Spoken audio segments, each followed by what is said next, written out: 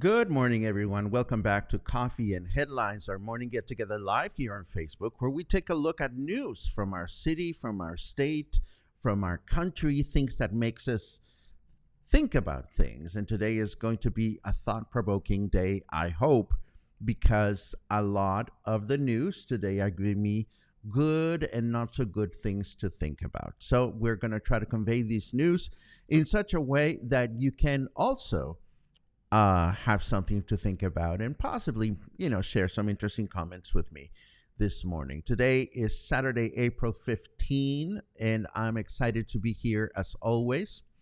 And as always, we'd like to welcome, hey, Christoph, I haven't seen you in a while. I think I'm going through wine withdrawal. And every time I see you come on board, I'm like, oh, I miss a visit to the Secret Wine and Cocktail Bar.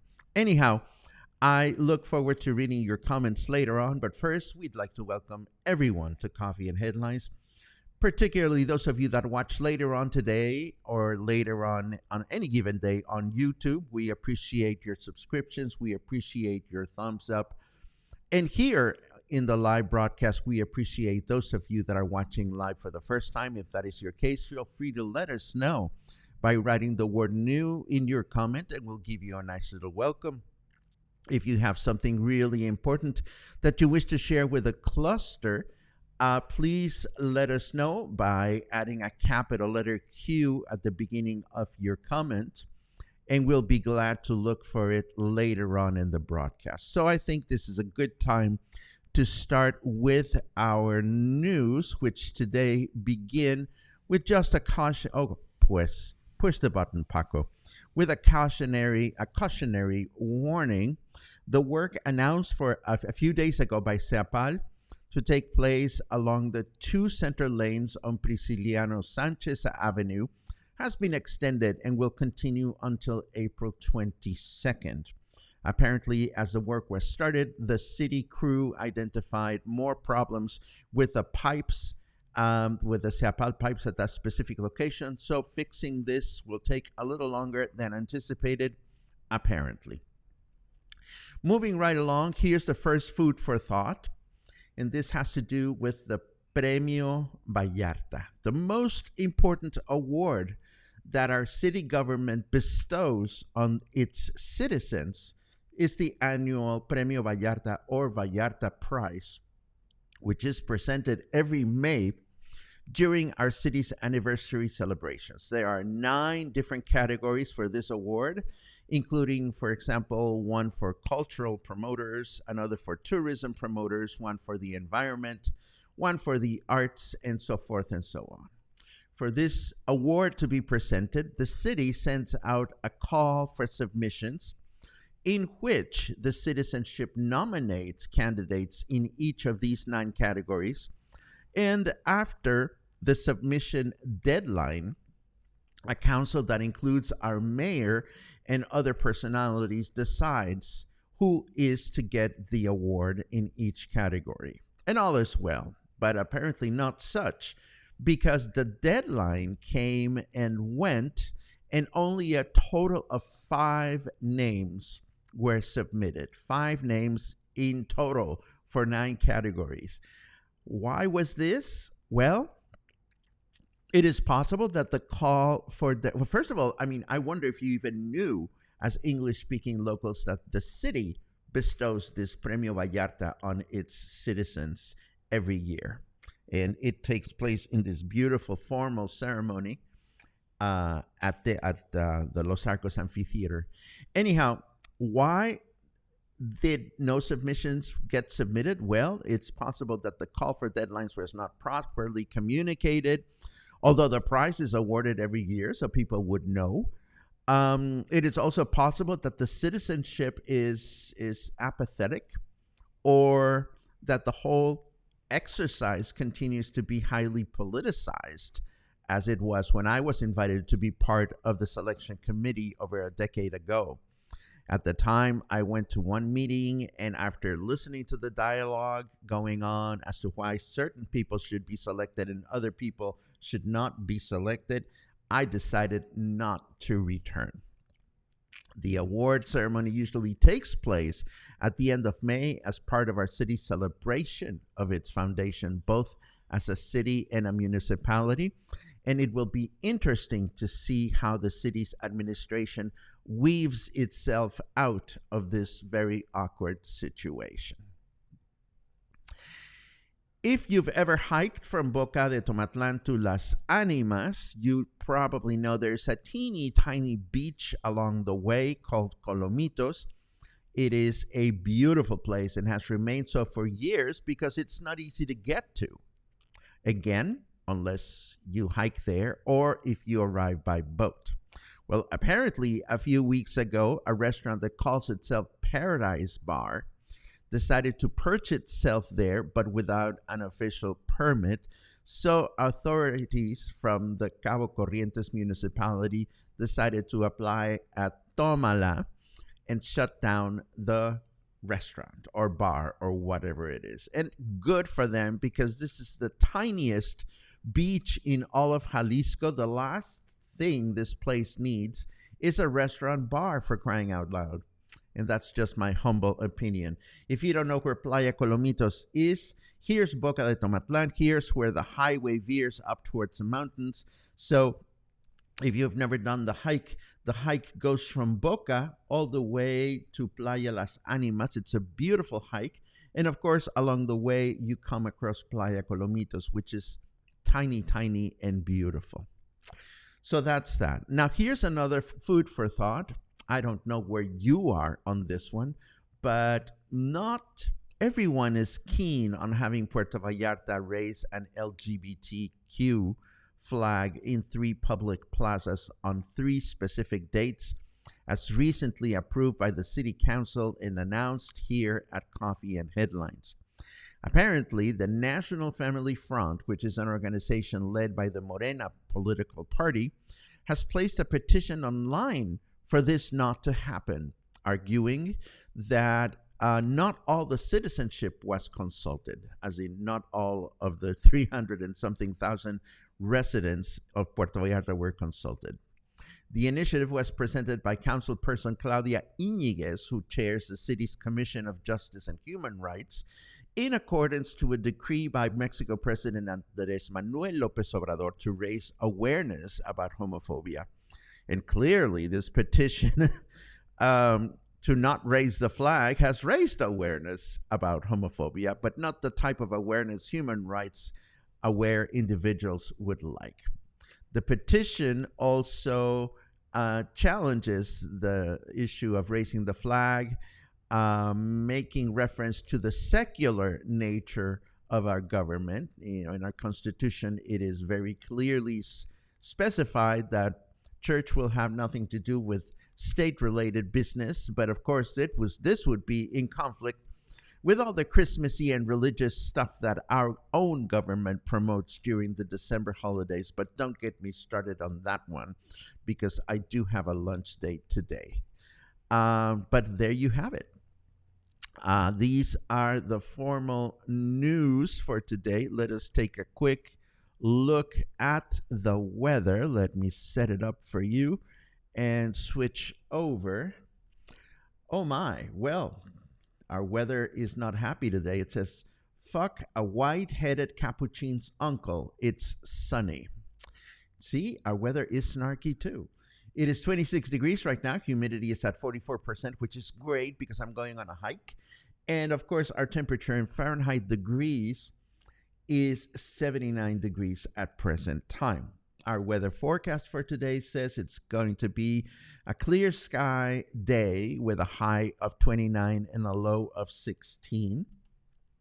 Sunday, tomorrow, will be a humid day with clear skies with a high of 30 and a low of 17. Monday, we begin the work week with clear skies again, a high of 29 and a low of 17. Moving right along. Oh, this I'm going to put first and foremost in this next section. It has nothing to do with Puerto Vallarta, but then it kind of does.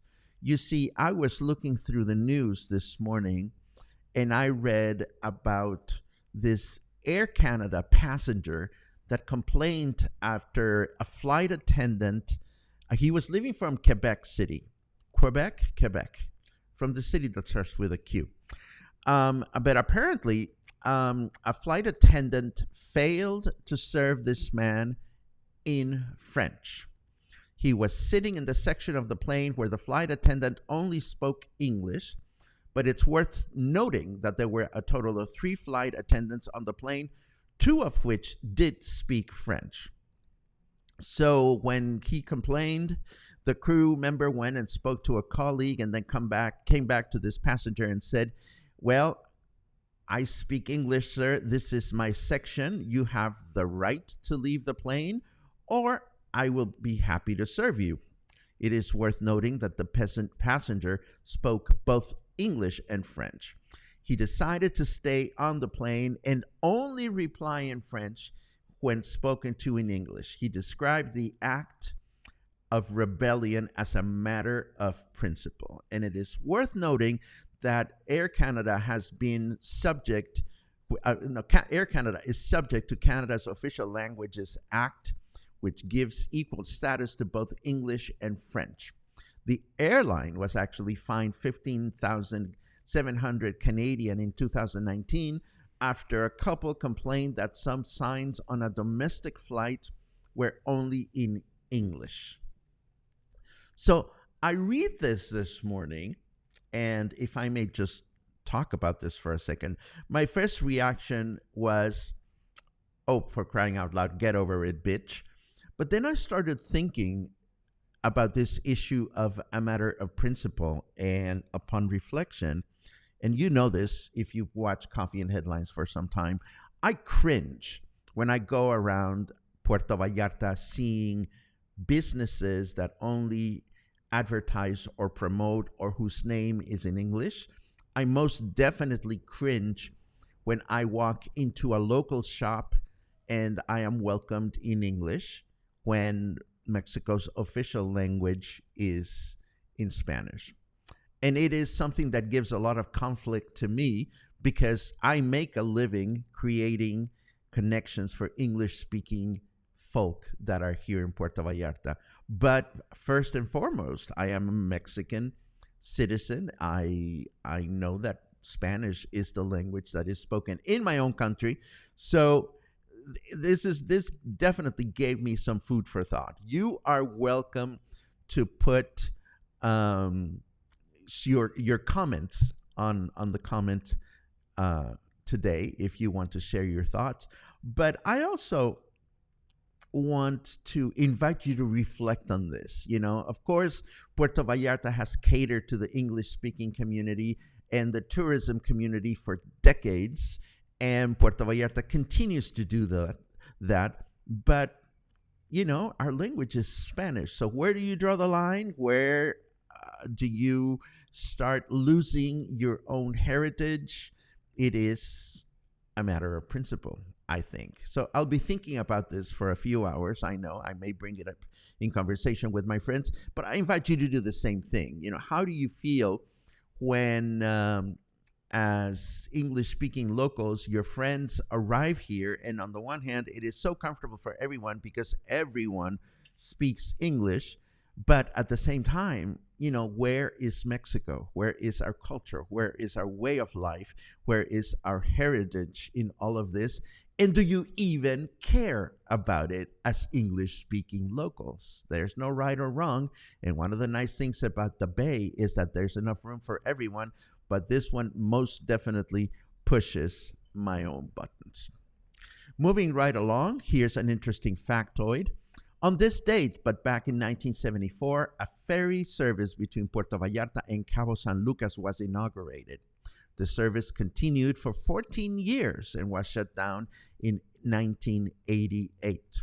I don't know the exact reason, but in 21 years of living here in Puerto Vallarta, I have not heard of any type of formal initiative to bring back ferries to our city. As far as I know, the only ferries that make regular runs between Mexico's Pacific coast and Baja California depart only from Mazatlan.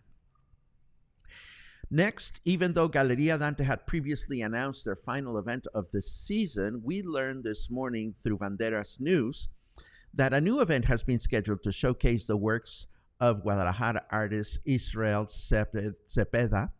And yes, I know it looks funny, spelled that way, but that's the way the artist spells it.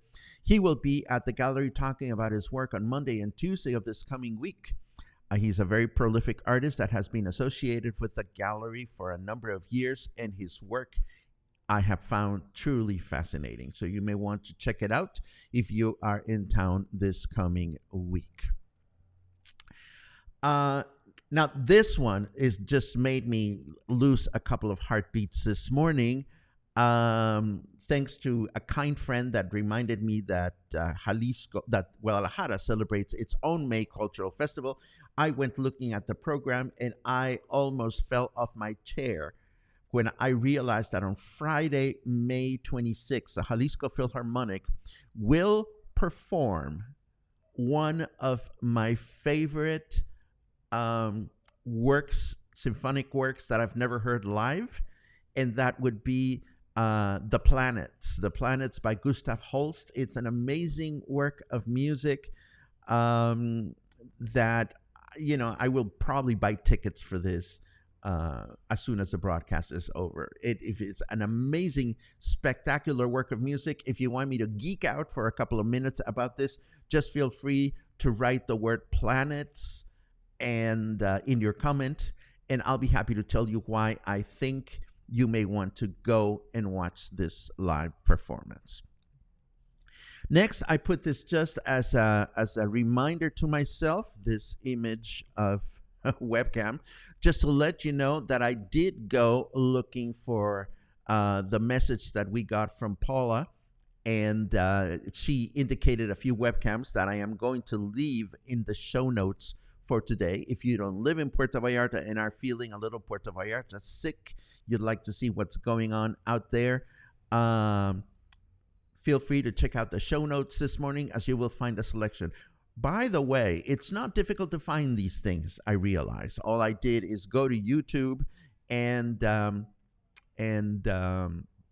search for Puerto Vallarta webcams, or go to your favorite browser and do the same thing, and you'll probably run into the same list of webcams that I am going to share with you today. Last but not least, I have love images from our dear friend Christy Frederick. Christy has this instinct of always sending me pet images when I'm not having a good day, and I got these images from her last week. Thank you very much, Christy. These are the 4 kittens that she is fostering, and I got this image last week again. And just as I was wrapping up, setting up the broadcast for this morning, she sent me an update of what the kittens are looking like this week, and they are just fracking adorable. I would adopt one of Christie's kittens in a heartbeat if they were closer. But I tell you, I really want to be Christie's neighbor in a next life just because of all the wonderful work she does fostering animals. This is her bunny. I don't know if it's a permanent bunny or a temporary bunny. All I know is that this bunny seems to be fascinated with a cat toy, and I think that is absolutely adorable. And then I got this other image, well, this other short video from Christy showing a squirrel that is so skinny. I had never seen a squirrel this skinny, but this is a baby squirrel, and this is part of what Christy does with her time, rescuing wild animals and nursing them up until a point in which they can take care of themselves. Totally adorable. And because I have seen at least a couple of mentions of the word planets, I'm going to quickly geek out. The Planets is a symphonic work. It's a suite that devotes one movement per each one of the planets. Earth and Pluto are not included, but it was composed at the beginning of the 20th century by Gustav Holst. And it's a fascinating work because it was composed, his work was inspired primarily by astrology. And even though it was composed at the beginning of the 20th century, the work influenced John Williams' score for Star Wars in such a way that when you go back and listen to the planets, you think, how the hell did they come up with such amazing science fiction movie when science fiction was not even a film category? In fact, when films were barely being born. The work is stunning. It's spectacular. It features an all-women chorus in the final movement, Neptune.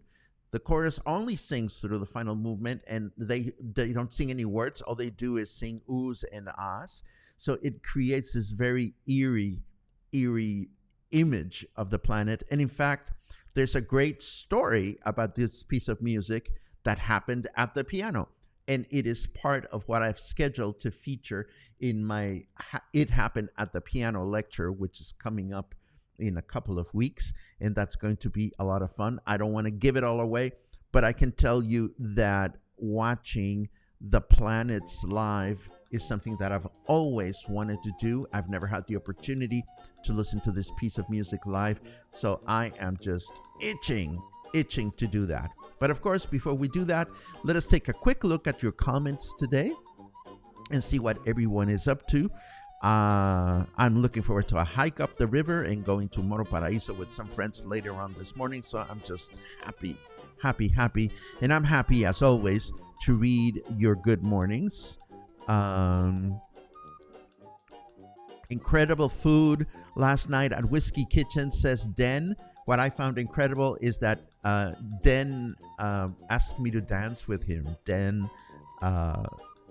and I danced a slow dance at Whiskey Kitchen, and I'm blushing because it was such a wonderful moment. And of course, Kathy, who's on a wheelchair, wanted to dance too, so Dan picked her up from her wheelchair, and she danced with her husband, with her tippy toes on his feet. It was just one of those wonderful memories. Many good mornings. Thank you very much for that. Let's see what else we have. Of course, we have Joshua from Yoxolotl Art.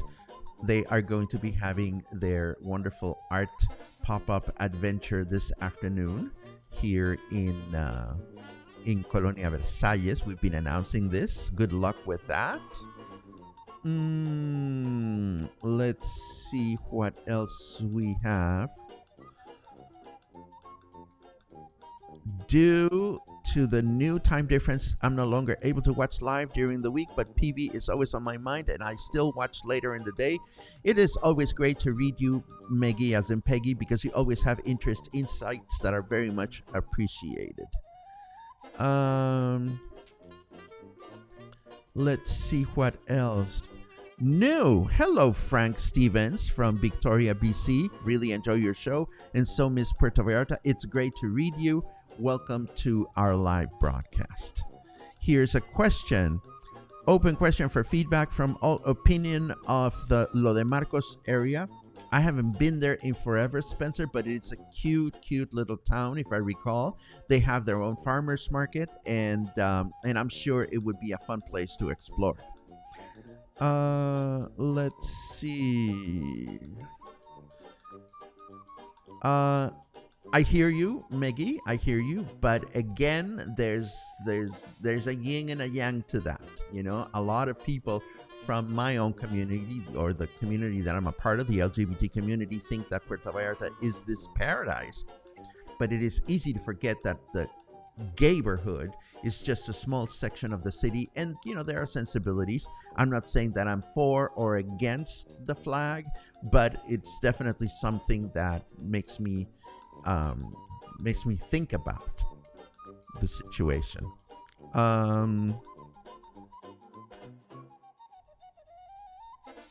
It's sad, as we hiked there last week, and it was nice to have a nice place to use a washroom and sit, eat, and drink on way to Animas. Not sure where people will go and pee otherwise. Hopefully a permit solution can be found. Again, I that's a matter of opinion, and it's a matter of law, as a matter of fact, Christine.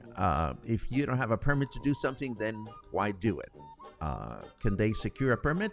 Well, hopefully they will secure a permit and they will provide lawful service. Let's see what else.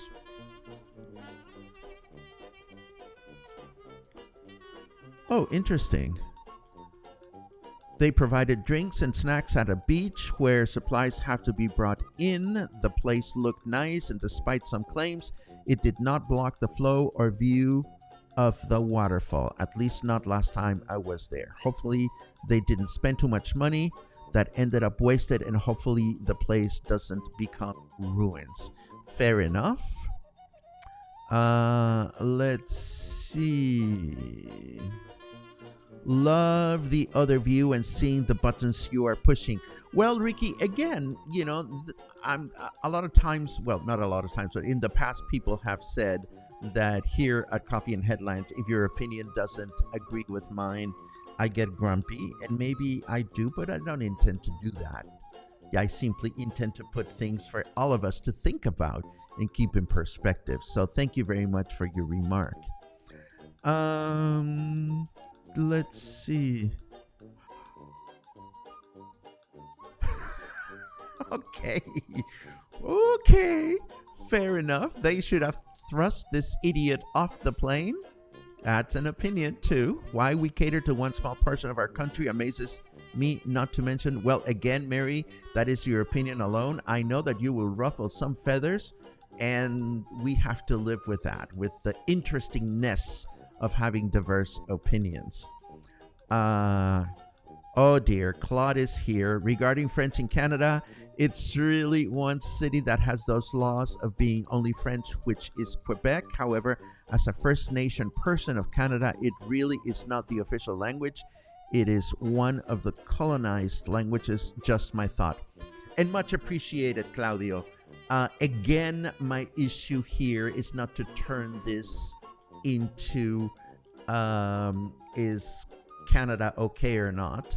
I'm going to be selfish here and once again make sure that we take some time to think about the impact that the English population has on Puerto Vallarta when Puerto Vallarta is first and foremost a Spanish-speaking city in a Spanish-speaking country. I'm not saying that it should be black or white, but I think there are ways to honor things, and that's just my humble opinion. My goodness, there's a lot of thoughts and opinions from you, and I really appreciate. I don't mean to read them all, but I will definitely read them all during the afternoon or evening. But I'm glad we are all thinking about this. I'm glad we are. Thank you so very much for sharing all your different thoughts. I am a Canadian from Central Canada, says Rob Youngston. Canada is a very large country composed of 10 provinces and 2 territories, only one of which that has a French language heritage. Well, Ron, I hear you, and it's like, it's funny because reading this comment makes me think that Puerto Vallarta is a very large city composed of a number of colonias and neighborhoods, out of which only a few have a predominant English-speaking population. You need to have the complete story, says Ron. Well, the complete story is on the Yahoo article that I'm going to leave in the show notes. Again, this is not for us to agree or disagree. It's for us to think about. And I'm fascinated that I'm ruffling feathers here, or I'm making you guys think about things. I love it. Let's see. Wow. Fascinating. Great comments today. Thank you very much, everyone. But I can see how things in Canada are interesting when it comes to this duality of French and English. Jupiter has been used many times as a wedding march. Absolutely. And in fact, there's an hymn, and we're talking of the planets, and there's an anthem in England that was based on the music or otherwise, or the other way around. I'm not sure, but it is a beautiful orchestral work. Mark says, how's your butt, Paco? Looked like you danced it up last night. I had a great time hanging out with friends. That's where I get my nourishment. And I had a wonderful evening last night, just sharing love and affection with beautiful friends. That's the one thing that I can wish for everyone, that we nourish and nurture our friendships. Nicole says, you sold me on the Planets concert. Can't wait for the show notes. Yes, absolutely. Interestingly enough, and this is the last comment I will share before we wrap things up, there are tickets available for that particular performance, but not the performance has not been announced as part of the Philharmonic's upcoming season. So the selection of tickets is not so great. And I don't know if this is because some of the tickets have sold out or what, but at the end of the broadcast, I will upload the show notes. And if you are as crazy as I am for this performance, the link to buy tickets for it will be included. As always, thank you so much for your company. Thank you so much for your comments. I think, again, I hope that we will all be thinking a little bit about some of these issues of equality and cultural heritage and so forth. I think these are important things to think about. And of course, as always, if I gave you some things to think about or some things to enjoy, please remember that Coffee and Headlines is possible only because you choose to nurture our project with your contributions and your memberships. So we are here because you are here, and Luna and I are always grateful for that. Have an amazing weekend, and I'll see you again on Monday. Take care.